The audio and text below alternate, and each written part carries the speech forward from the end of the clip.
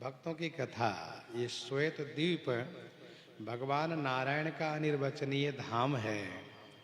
क्षीर सागर से उत्तर भाग में स्थित है। यह सुबेरु पर्वत से 32,000 योजन ऊंचा है और यह क्षेत्र काल बाधा से मुक्त है। देवर्षि नारद जी की बड़ी इच्छा हुई कि हम वहां के लोगों को उपदेश करें। भगवान नारायण ने इशारा किया कि आप जाइए, यहाँ उसके अधिकारी, यहाँ उसकी आवश्यकता नहीं है। तो देवर्षि नारद जी ने भगवान वैकुंठनाथ से जाकर के वैकुंठ में शिकायत की है। तो वैकुंठाधीश इनको लेकर के आगे श्वेत द्वीप में, और यहाँ पर आकर के एक दृश्य दिखाए। क्या?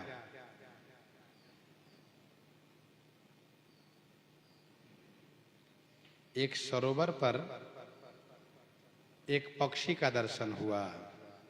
ध्यान मुद्रा में वह पक्षी बैठी है। देवर्षि नारद जी ने पूछा, प्रभु यहाँ के पक्षी भी बड़े अनुरागी लगते हैं। ठाकुर जी ने कहा, ये तो बहुत बड़े भाग्यवान है।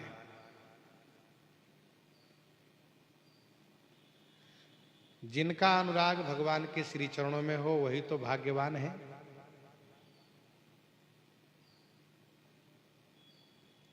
सोई सर्वज्ञ गुनी सोई ज्ञाता, सोई महिमंडित पंडित दाता। रामचरण जाकर मन राता, दारम परायण सोई कुल त्राता। रामचरण जाकर मन राता, सोई गुना के सोई बड़भागी, जो रघुवीर चरण अनुरागी। ठाकुर जी ने उनकी बड़ी प्रशंसा की और प्रशंसा के बाद ये कहा, बरस हजार बीते भय नहीं, चित चीते प्यासोई रहत ये पई, पानी नहीं पीजिए। बरस हजार बीते, 1000 वर्ष बीत गए इस पक्षी का। भय नहीं चित चीते, चित चीते माने मनोरथ पूरा नहीं हुआ। प्यासे ही रहत ये पई, पानी नहीं पीजिए। तालाब किनारे भले ही इनका निवास है, परंतु ये पानी नहीं पीते हैं।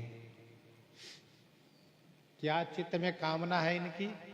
कहा, ठाकुर जी का प्रसाद चरणोदक हमें प्राप्त हो जाए, उसी को ग्रहण करेंगे।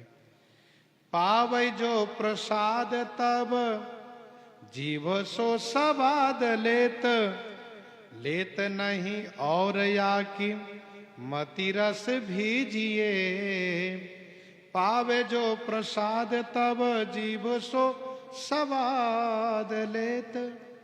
पावे जो प्रसाद तब, जीव सो सवाद लेत।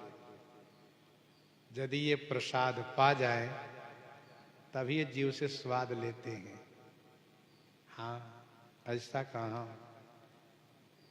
और नहीं नहीं और या की मति रस भीजिए।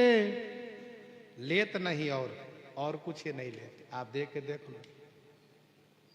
या कि मति रस भीजिए।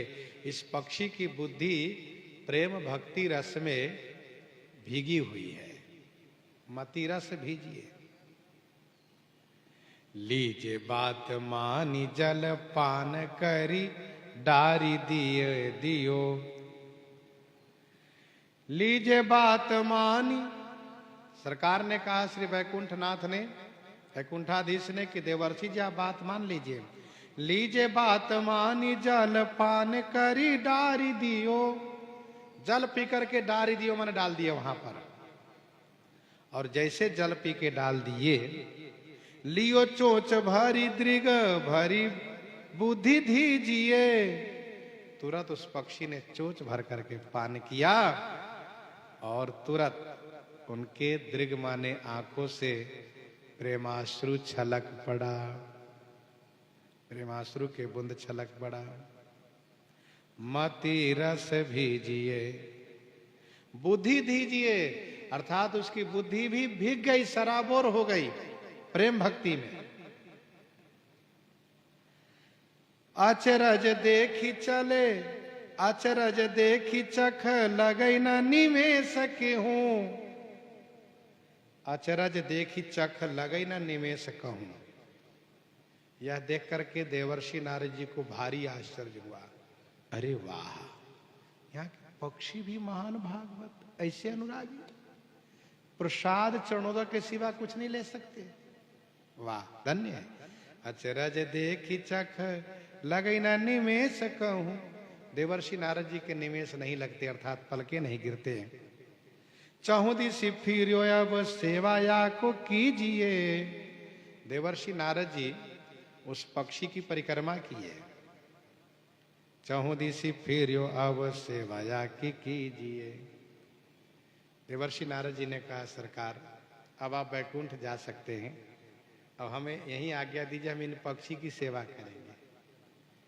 पहले उपदेश देने की चाहना बनी थी, अब सेवा की इच्छा हो गई कि ऐसे महान भागवत प्रेमी की सेवा मैं करूं।